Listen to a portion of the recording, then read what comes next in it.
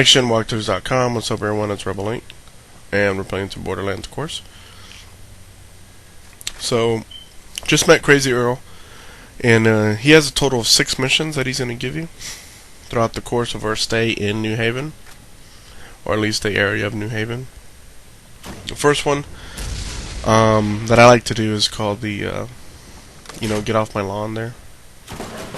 Really easy mission, especially if you are level 24,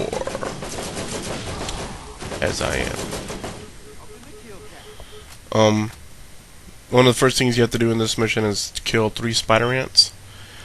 And the purpose of this mission is that, I guess this is his graveyard, this is his scrapyard, and it's been overrun by hooligans, and we have to wipe the area clean of them. So that's what we gotta do. Gotta kill 25 bandits, 3 spider ants, which we just did, and that's it. We're gonna turn it in. Enemies you encounter aren't that tough, so this is kind of just more of a fun adventure, side mission, whatever you want to call it. Now you see, I like to blow up those things along the way because there aren't any enemies you're going to encounter just yet up until a point up here in a second. But I don't like when enemies shoot at me and then they shoot at those things behind me or to the side of me on accident, and then I get hurt. Whole mission in this game is not to get hurt, right? So.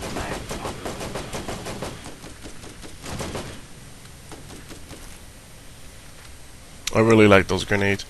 If you don't know what those are, basically when you throw them, they go to the nearest enemy and take away his health and give it to you. So they're really, really effective, as I've mentioned in previous videos. For there's an enemy around the corner you can't see, or the weapons you have won't cause too much damage.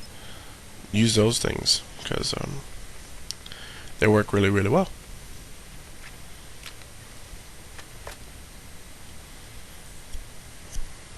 Trying to get these guys to come out here because there's a series of guys that are in this area. There you go. There's one of them. There's the other one.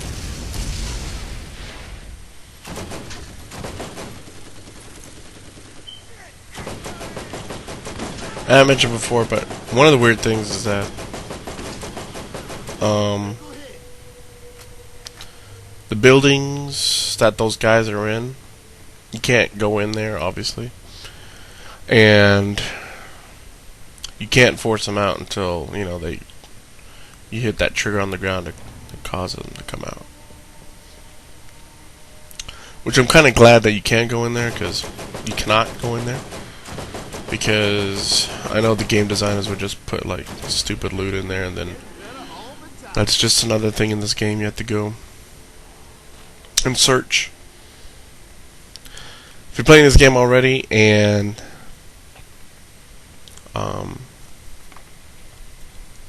realizing that you have an obsessive compulsive nature to collect everything in the universe, and you typically don't play RPGs, then stay away from them, because this is a revolving theme with RPGs.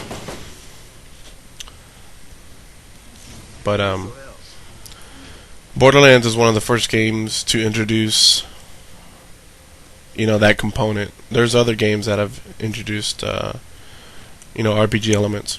Even Call of Duty 4 was RPG-ish.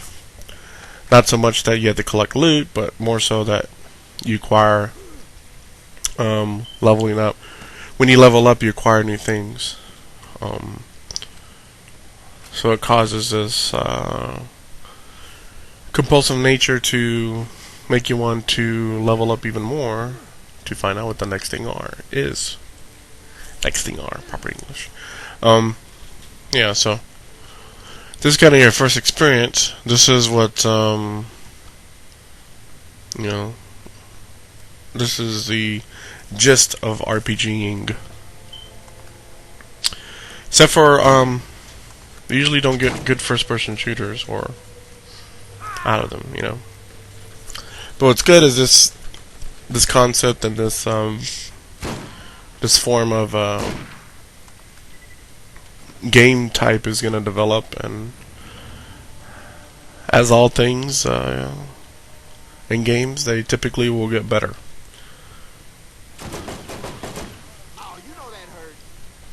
Because this game is the game is quite good, but it is very, very glitchy, and some of the things in programming design in this game seemed half-assed, in my opinion. And you know, but the good thing is they have something to build on, a la what do you call it? Who just had a really good game come out? That didn't. Oh, Assassin's Creed. Assassin's Creed 1 was very, very, I want to say glitchy. It was just game design. There's a lot of concepts that were good, but you know, the effort, you know, didn't really appeal to a lot of people, including myself. Even though I played it and beat it, and almost drove myself insane doing all those repetitive missions. But anyways, so that, you know, they built upon that design and that world, and you know, the concepts that made some of the good things about Assassin's Creed 1 good, and they made it better. Really, really, really much better. So we'll see what Gearbox does with Borderlands. I'm very interested to see. Alright, so how many enemies we got? We got 9 enemies so far. Really, once we get past this kind of gate, this is where a good majority of the enemies you're gonna find for completing this mission. So.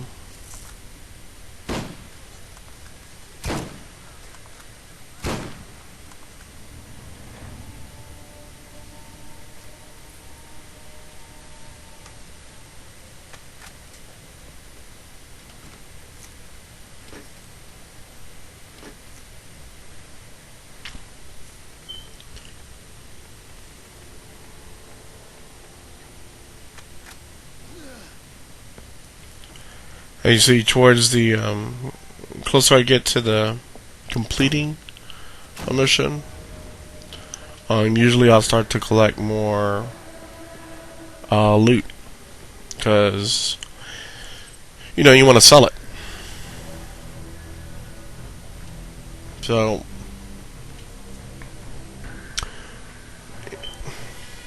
towards the beginning of a mission, I tend not to collect as much loot. Because then, you know, you're going to spend pretty much the whole mission trying to figure out what you want to keep and don't want to keep. So, unless something is really, really appealing, I generally won't take it with me. But, yeah. So I know this area right here has a lot of enemies in it. So what I was just waiting for is my turret to come back up, and that way I can have it.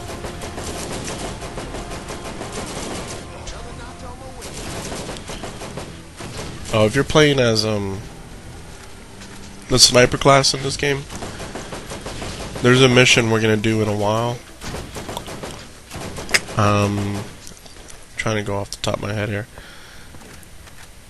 I'm trying to remember how far away it's gonna be a bit, but it just reminded me that there is a mission in this area that we're gonna take out this one cat.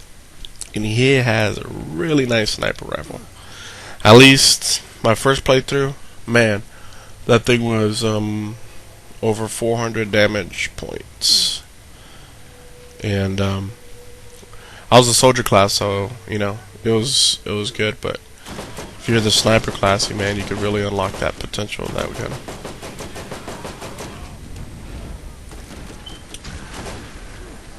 So we got 22.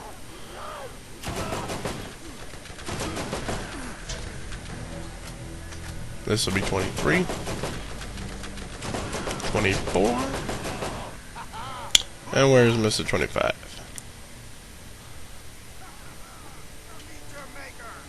There he is. Alright. So collect whatever loot you need. Wanna take with you.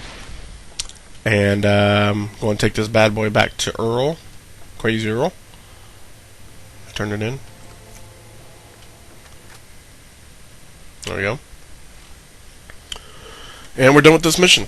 Real easy, right? Alright. So we'll see you guys in the next video. Peace. What you want?